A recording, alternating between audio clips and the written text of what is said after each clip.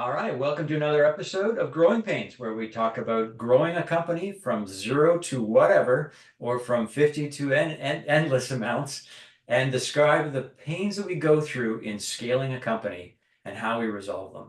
I'm joined today by Nick Jain, who's been a leader of many companies and has lots of experience both in the investment banking side as well as the operation side of many companies and has have a proven record of scaling companies both on the sales side and the operation side. So welcome to the show, Nick. Thank you so much for having me, Sean. Really excited to be here today. And I'm glad to have you. So IdeaScale is where you're CEO today, and you were brought into the company. Tell us a bit about what brought you into the company and what IdeaScale is. Sure.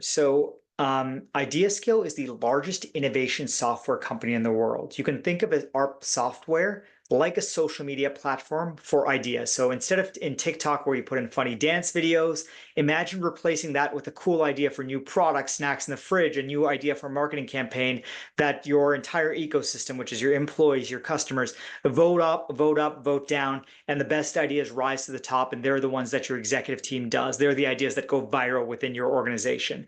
Our customers are huge companies such as Pfizer and Comcast, major government agencies like state departments of transportation, U.S. Post Office, Coast Guard. All these large, complex organizations use us because ideas are difficult, don't percolate well in large organizations. It's very hard for great ideas to make it to the top where they're done. We've been doing that for 15 years, have hundreds of clients all around the world, pretty successful. As for me personally, I was brought in as an external CEO hire about 2 years ago. I'm a professional CEO. So private equity firms, venture funds, or founders hire me when companies are hit one of two snags. Either they need a turnaround situation or they're ready for that next stage of growth. In IdeaScale's case, IdeaScale had been led by the same founding team for the first 15 years of its, or first 13 years of its existence. And had reached a point where they wanted a professional CEO to take us from a $10 million revenue company to a $100 million revenue globally impactful company. And that was the mandate that I was given. Excellent. So you've seen through that experience a lot of the transitions of companies, and in fact, you've engaged in transitioning those companies, right? So what Yes. would you say is the big, and let's bifurcate between PC and VC, or PE and VC. So in VC, what would you say is the typical MO for that investor and how they deal with the CEO in the organization? And contrast that to what you experienced in PE. Sure. So private equity firms are typically investing in more mature companies, and they come in with typically a specific playbook saying, for example, this is a roll-up scenario. We're going to buy one dental company and have it and fund it to buy many other dental companies, or this is a cost-cutting scenario, or this is a growth scenario, or open more factories, M&A scenario, whatever it is. There's a plan, number one. Number two, it tends to be more mature companies.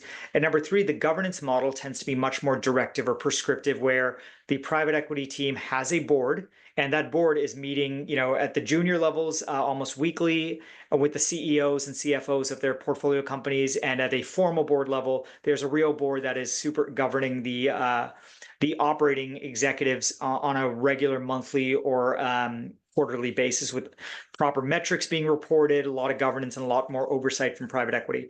On the venture capital side, venture capital by definition, you're venturing, you're taking a risk for a company or a product that is unfounded. And so you're investing in a company that is first less mature. Number two, the governance model tends to be intentionally a lot more freewheeling. I wouldn't use the word lax, but rather freewheeling, where venture companies usually put out a bunch of money, but founders still retain the majority of control with less prescriptive governance than on the private equity side. Okay, and that's probably because of their ownership factor as well, right? I mean, that venture isn't taking a controlling interest; they're taking a small interest, and usually joined with a few other venture companies, so their net might be 15 to 30 points versus. Well, but even yes, ownership is part of it, but like a venture firm or a conglomerate of venture firms may actually own 60% of the company and own more than the founders. But despite that, they often allow the founders much greater latitude, or the executives much greater latitude, because the idea is the founder is the visionary. Let's not get in his or her way.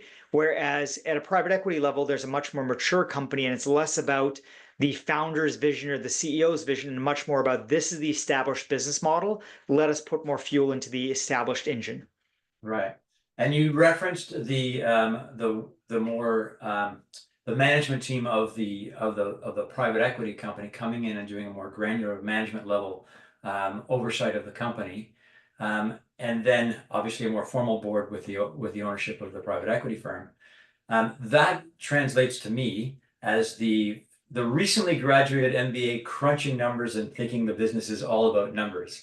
I mean that is the biggest cultural shift when you're acquired is having to have the discipline of a Wall Street or a larger institutional operating company that is really interested in returns and EBITDA growth versus business revenue, top line revenue growth, and EBITDA be gone because we're going to reinvest everything into growth.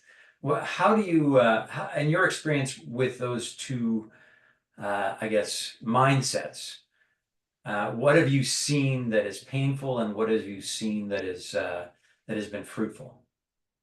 Sure. So I was one of the number crunchers. I was the fortunate to be early in my career as an associate at Bain Capital, and as a kind of junior associate, one of my jobs was working with a portfolio company's executive team. So we own this $600 million revenue company at that point, one of Bain Capital's many, and I was working with the CEO and CFO.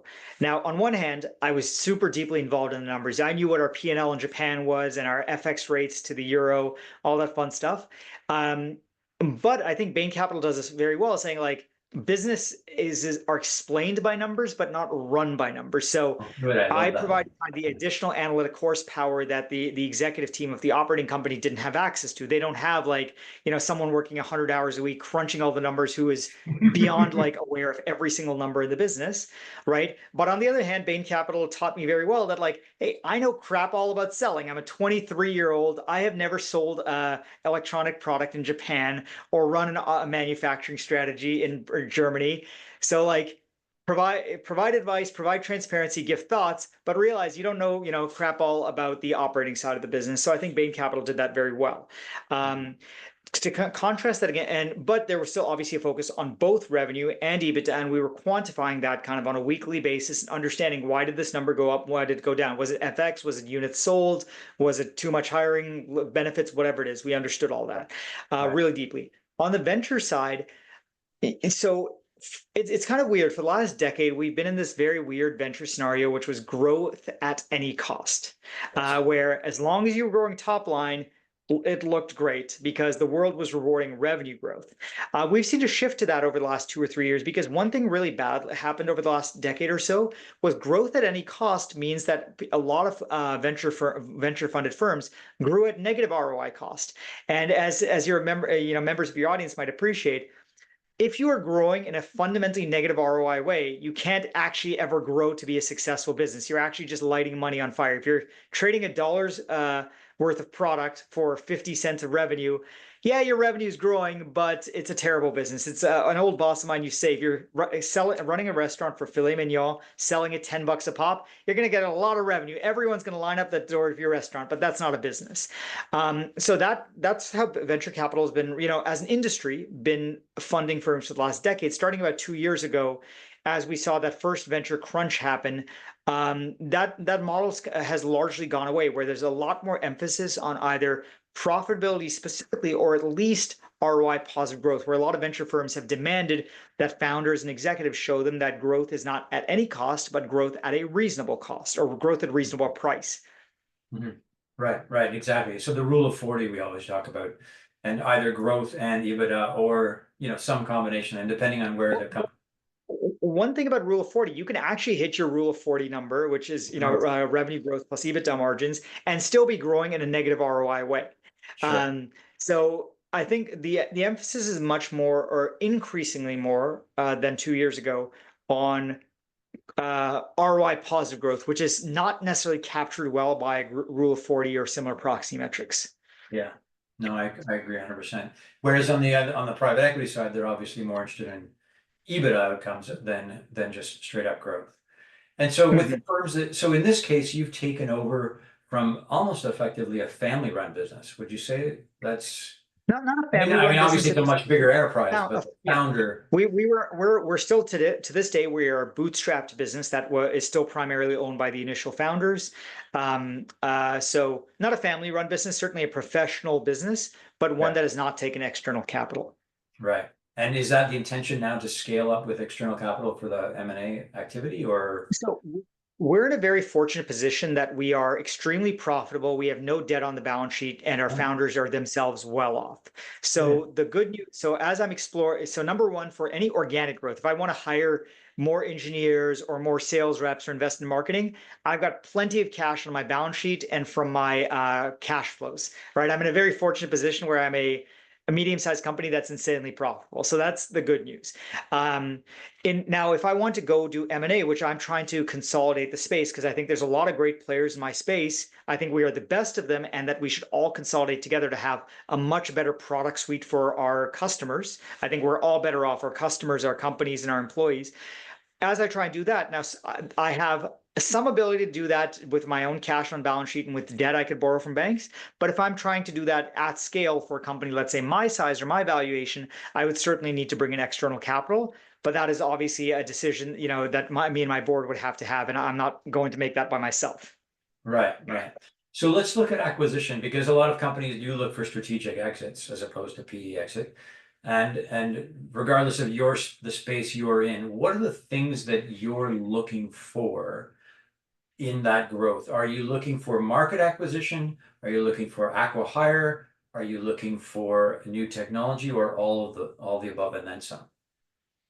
Sure. So I'm not looking for acqui-hires. I have the capacity to hire the type of talent I need because I do have a global workforce. So I can hire a diverse array of people from around the world based on language skills or technical skills Mhm. pretty easily. There's two types of acquisitions that we're really trying. Number one is adding to the product portfolio. So we have, we believe, the best-in-class idea management solution. But Right. there's other parts of the innovation life cycle, the space that we play in, that we don't have as great a solution. We don't have, at least today, a great project portfolio management solution. We have a light solution, but it's not a real standalone product. It's like an add-on to our existing product. And there's Right. great competitors out there that have that product, but they don't have a great idea management solution. So I would love to combine a great whiteboarding solution, a great AI analytics solution, a great idea management solution, and I can either do that in-house because my customers are asking for it. I either have to build it or I can acquire it. And then again, because these products are synergistic, both companies are better off because my customers are already asking me for products I don't have, and conversely, my competitors' products sometimes Yeah. they're asking for my product. So that's number one, Yeah. adding to the product portfolio so we can provide our customers with what they're already asking for. Number two is more opportunistic, what you call in market. Um, because we're in this fortunate position where I am the kind of only, I'm the not quite the gorilla in the room, but certainly the best run company in my space. Almost everybody else loses money. They're venture backed, and venture money companies have started to pull back. It puts us in a position of strength to go engage in negotiations and go buy some of our competitors who are not as effectively run as we are. And that creates an opportunity to like combine these companies together, run them better, and do so from a financial position of strength. Because I have the luxury of not needing to beg venture capitalists for money, but rather having tons of money on balance sheet. Gotcha. Gotcha. That makes a lot of sense. So let's talk a bit about how do you maintain profitability, given that most companies in tech have seen their clients reduce their technology costs and potentially reduce their innovation spend in order to just maintain balance sheet. How is it that you have risen above the trend in the industry? Sure. So we still face the same challenges as many other people, but I think there's two or three things that we benefit from. Number one, externally, right? Imagine somebody pays me X dollars for my software. If I can clearly show you saved more than X dollars, you spent $100 buying my software, but we saved you 150 bucks. It's a pretty easy sales pitch or ROI, right? Any good CFO or CTO gets that. And so our software, if you think about it, it helps people figure out ideas. We help you evaluate what those ideas are worth. So if you paid me $100,000 for the software, but I helped you generate $1.5 million of new product revenue or cut $500,000 in costs, and that's all quantified within our platform, it's a very easy renewal conversation. So that's number one. Number two, Can I just challenge you on that first one though? yeah. Because the platform isn't generating the ideas, it's the people in the company that are generating the ideas through the platform. So when you Uh, say you save them yes. that money, and where I'm getting at is the competitive environment of information management services like yours, right? It's your competition might have come in and said, we can deliver the same platform or a similar platform for, 50% less. Would you switch? But you've maintained growth and a high quality price point. So can you, that's where I was getting at Yeah, with that. fair point. Yes. So the good news, well, this is good and bad. I'm in a very weird competitive situation where, as I said, my competitors are almost all losing money. They Okay. are cut. So they're actually not trying to cut price. They are trying to raise price. Number Okay. one. Number two is a lot of them are actually, unfortunately, having layoffs. They're reducing their workforce sizes, and customers are not stupid. So they ask, a lot of my customers have asked me, open up your book, show us what your financials are like, show us you're going to be around in a year. And it's Gotcha. very easy for me to do that. And in fact, it's in fact super easy. I'm glad to send you my P&L and balance sheet because I know I'm going to be around a year from now. I don't Right. know if somebody else's servers are. In addition, customer setting aside our financial strength, customers are also not stupid. They know if someone's having layoffs, the quality of the service they are paying for will degrade over time. If someone's laying off their quality assurance engineers, that probably means the Chances product are, not yeah. today now is going to be lower quality. Whereas they see IdeaScale, we've grown our engineering team by about 30% over the past 18 months. I actually took my profitability down a little bit to do that, but because that's me investing in the future. The Yeah. third piece is look, customers are more demanding, and that's always been true. Customers today are more demanding for software than they were in 2001, than they were in Yeah. 1980, than they were in 1960, and there was software in the 1960s, right? Pretty perfect What that analogy, means you is should call it. you have to continue delivering products. And so we are continuing continuing and in fact accelerating our product delivery schedule, trying to deliver either new modules or new features to show that, hey, you're paying us a lot of money. You're not paying us to sit on our butts and twiddle our thumbs, but rather we are using that money to build a better product for you, either enhancing the core software which you have or adding new modules. So for example, about a year ago, we released our whiteboarding solution, which is coming out in V2 in about a month. In January and February, we're releasing an entire version of the application that works fully within Microsoft Teams. So as a full applet, we're releasing an AI analytics piece of software. So all these really cool modules that show that, hey, you're paying us not for the software as it stands, but also for all the cool stuff we're going to add on and more or less give you for free. Cool. Okay. That's good. So I interrupted you when you were talking about how you survived the Yeah. downturn. Like, keep going. I'm sorry. Yeah, so those were the kind of three reasons, right? Like we're in a weird customers are not or sorry, competitors are not really cutting prices, so we're not doing that. Number Right. two, customers are focused on company longevity, and they see us versus many of our competitors and say, we're not sure the other guys are going to be around. Yeah, they may try and undercut you by 20%, but their servers may just be off.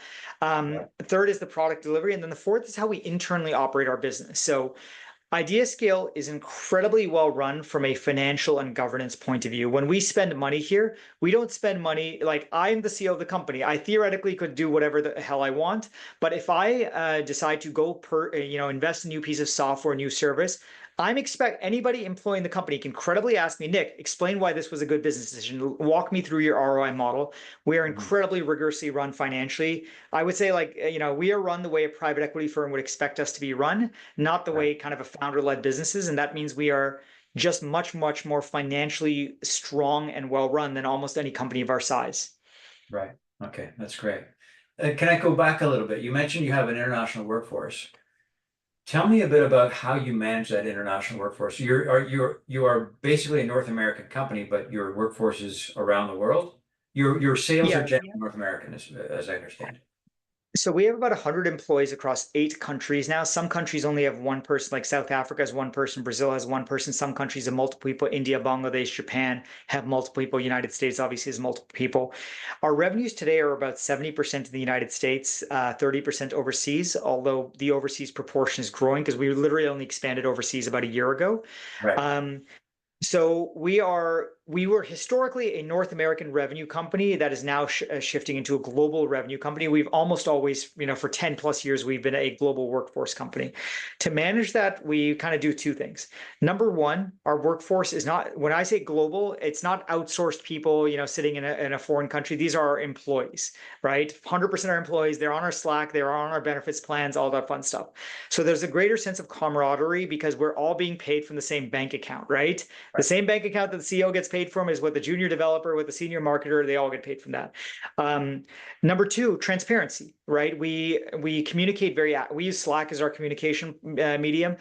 Everyone, the engineer can go join the marketing channel, whether the market and the marketers could be on a global workforce, but the engineers can go join that. The marketer can go join the engineering channel. The engineers are mostly based in Bangladesh today, but like there's transparency so that we are all working together.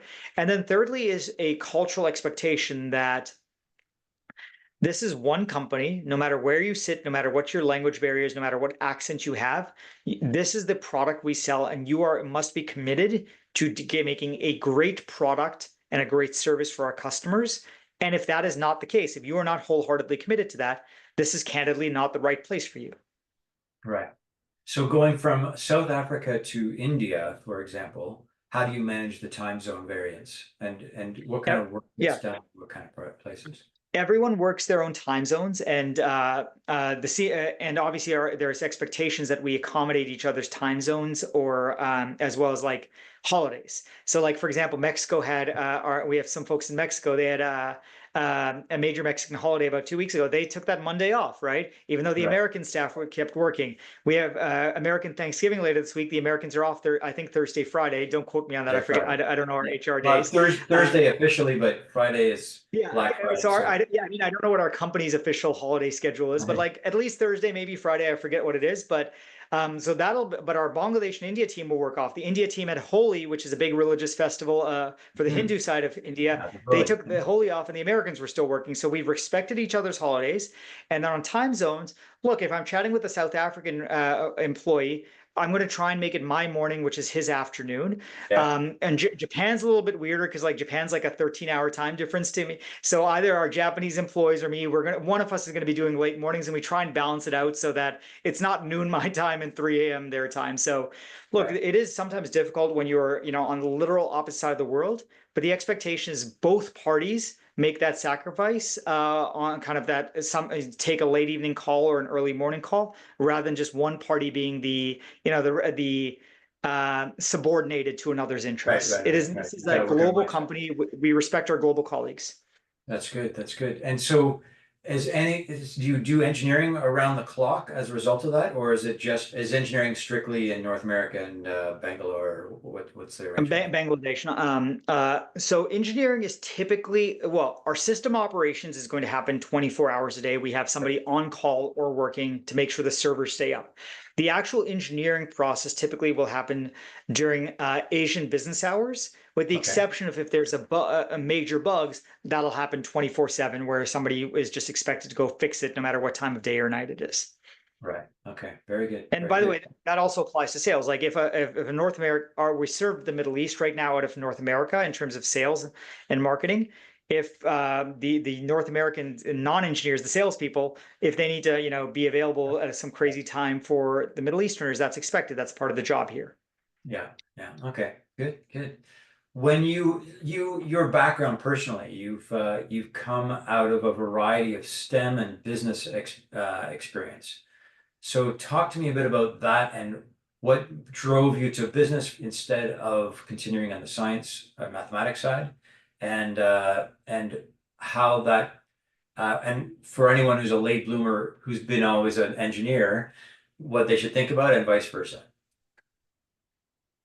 Yes, so you're absolutely right. My background is in theoretical math and physics. I spent the first, the entire educational portion of my career building towards being a PhD in physics. I did some research in particle physics, astrophysics. Um, I think I realized, and as I did some research internships and research work, I realized two things about myself. Well, maybe three things. Number one, I do love the math and science things. To this day, you'll see in how I communicate, the way I run IdeaScale, it's very data, truth, like the truth with a capital T. Let's break it down to first principles, the way scientists would operate. That's a true part of myself and how my brain operates. And it's true whether I'll be this or if I become an artist, my art will be very analytical. Number two, I'm an extreme extrovert. I love being around people. And when I did research internships, I found it very difficult to sit on a computer or whiteboard by myself doing data analysis because I wanted to be talking to people. And number three, I'm competitive. I'm competitive and results oriented. I want to see, hey, I did something, I'm going to get a result tomorrow, right? Whereas I think in science, sometimes you will spend 10 years working on an experiment, which may or may not fail, right? Or may or may not succeed. So I wanted the kind of more short-term feedback cycle that I think the business world provides. So somewhere around my senior year in college, I said, okay, I love this stuff. I still went and did a research internship just to kind of make sure that I really didn't want to go down that path. But after that, I switched to the business world, and that's where I've been. And my advice to engineers who want to switch to the business side is like, why? I'll start with why, right? Because there's once this misconception that if you wanted to advance in your career, you have to move into management. A lot of well-run technology companies have actually made extraordinary successful career paths for individual contributors and engineers. So HP used to have this where you were, I forget the title, you could be making, CEO level money, except you were an individual contributor because you were just extraordinarily good at your field of knowledge. So number one, engineers should not feel compelled to move into management because now well-run technology and engineering companies, science companies, do offer that direct successful path as a technical specialist rather than as a manager. Number two, if you do want to switch into management or into the business side of things, ask yourself, why are you doing it? Is it because you like the job better? Is it better matches your interests or talents? And number two, figure out what skills you need in order to be successful, because the skills that have made you a successful engineer are not necessarily what are going to make you a successful engineering manager or a salesperson or a CEO. And it's important to begin developing those early so that you don't move into a new job and then have it, right? Like, Yeah. what is it? Test for the job you want. Develop the skills for the job you want today. Otherwise, if you walk into it tomorrow without those skills, yeah, you'll get the job and then you'll fail miserably, and that's a bad outcome. Okay, that's excellent advice, by the way. And so let's take it to something that everybody talks about all the time, which is of course AI and its impact on business. So coming from both the mathematical and technical expertise that you have, and understanding, obviously you're a curious guy, so you've been experimenting, I'm sure, and then looking at an enterprise level.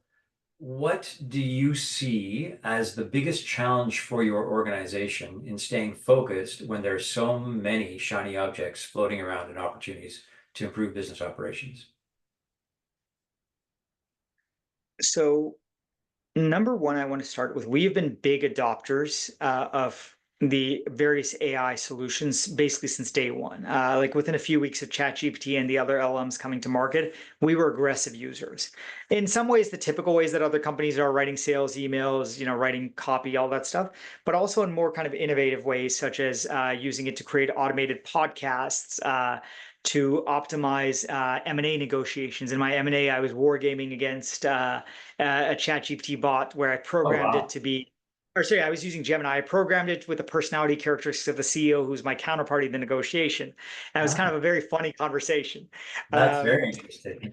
I have also used it in my personal life to, not Did you wargame, but to win? like, Did you huh? win? Did you win? Uh, uh, I don't know, winning the wrong, the AI basically and I were unable to reach a deal, which is also what happened Okay. in real life because the Okay. competing interests, the personalities plus the competing interests plus the weird incentives that occur when you're a VC-backed company that's under your last valuation mark. Right. It's very perverse incentives involved, which is what the AI, by the way, told when I asked it, hey, why did we fail here at reaching a deal, which is clearly the economically right thing. He's like, the AI was like, well, there's all these perverse incentives involved, and it offered me a great postmortem of like what went wrong.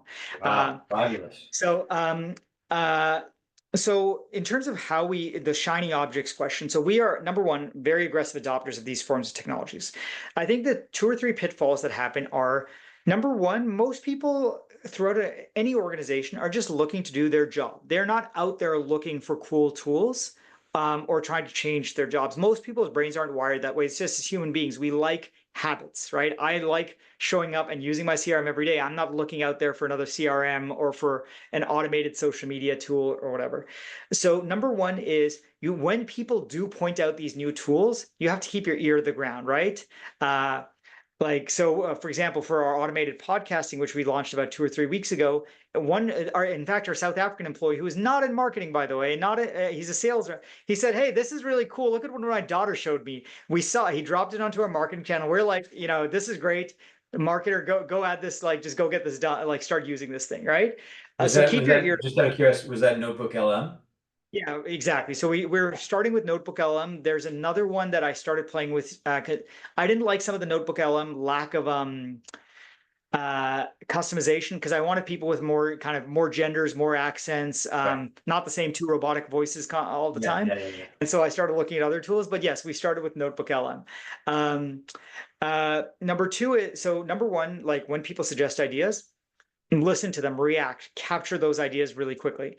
Number two, have someone searching. So have someone who is really passionate about this stuff and searching. At IdeaScale, that tends to be me. I'm out there looking at AI BDR tools and different engineering co-pilots. Even though I'm not on, don't hang out with the engineers most of the time, I'm still out there trying new engineering tools and then sending it over to our CTO. Um, so that's number two. Like, keep looking for new things. Um, and number three is try all the stuff. Most of the stuff, they have free trials, or it's, $30 a month to go try something. Because look, if you wait, let's imagine you try 100 of these tools at $30 a month. That's $3,000. For most organizations, that's less than 1 month's salary for one employee. Mhm. So go try 100 tools, and if you wasted $3,000 and all 100 of them suck, that sucks. But if one of them succeeds, one of these tools succeeds, think of the positive benefit that your organization could have, whether it be in marketing, whether it be in engineering, or any other facet of your business. Well, isn't that a funny way to end this? Because IdeaScale is the perfect platform through which you can pitch your idea on how to use AI and have it scored by the organization in terms of its impact on the business. So it's funny. That's the one area where we actually use our own software for, like, figuring out what marketing campaigns we run, or what our product development is. You just gave me an idea for how I should use my own software for another use case that I'm not already using it. That was not intentional. So, but thank you for the There suggestion. you go. Yeah. Thank you very much, Nick. I think it's been a very interesting interview, certainly for our audience, on everything about how to run a larger and more mature organization, what to look out for in your career, and whether or not to move into a different area, how to run an international organization, and then how to figure out how to use AI, use IdeaScale, pitch your idea on IdeaScale, and then see what lands with your organization. I think it's a great platform for you guys. It's phenomenal, because that is the problem. I'll tell you, in some of the organizations that I deal with, they come around and they say, "Well, we need a data scientist." I go, "What do you need a data scientist for?" "Well, we've got all this data. We need to figure out how to use it." Have you actually figured out whether your data is any good yet? Like, have you any operational data? And so there are organizations that do boutique organizations that we work with that help find the team that has, just like when you're using an outsourcing agency, you get the fractional use of the architect, the UX UI, the DevOps person, and the senior expertise on a fractional basis to give you a holistic version of what you're trying to do. Same thing happens in data. Instead of hiring the data scientist, you can, with a data boutique organization, you can have the fractional use of all that. But I love the idea of bringing that into IdeaScale and seeing what a POC would impact the organization at an enterprise level. I think that's a great opportunity. Well, Nick, Thank thank you so much for your time and your insights, and hope we'll see you again soon. thank you so much for having me, Sean. It's been a pleasure to be here. Oh, how do we reach you, Tristan, before we leave? Oh, If yeah, someone wants to talk to you. for reaching IdeaScale, our website is ideascale.com. You can see it. Our software, by the way, is completely free for teams or organizations less than 100 people. So whether you're an entrepreneur or a 100-person team at a billion-dollar company, software is completely free. I encourage people to check it out. For getting in touch with me personally, the best way is through LinkedIn. My name is Nick Jain. It's at the bottom of the screen there. I respond to 100% of messages, so feel free to DM me. Wow, fantastic. Thank you very much, Nick. Thank you so much, Sean.